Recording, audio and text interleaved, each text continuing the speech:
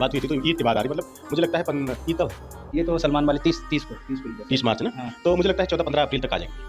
हम लोग में से काफ़ी लोग जो है पवन सिंह की पावर स्टार फिल्म को देखने के लिए काफ़ी ज़्यादा बेताब हैं और काफ़ी इंतजार कर रहे थे, लेकिन प्रॉब्लम ये है कि सनी देओल के साथ फिल्म का टकराव होना निश्चित है।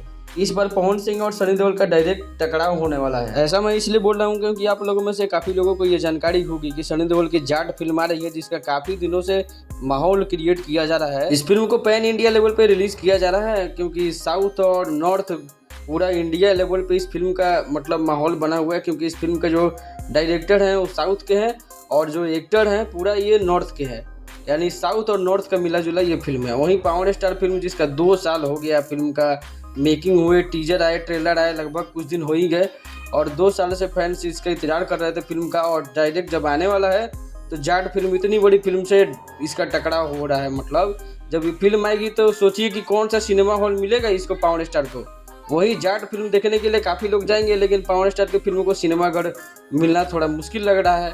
तो इस बार सनी देओल और पवन सिंह का डायरेक्ट टकराव होने वाला है और अंदाज़ा तो यही है कि फिल्म नहीं चलेगी, लेकिन हम लोग तो दुआ ही कर सकते हैं।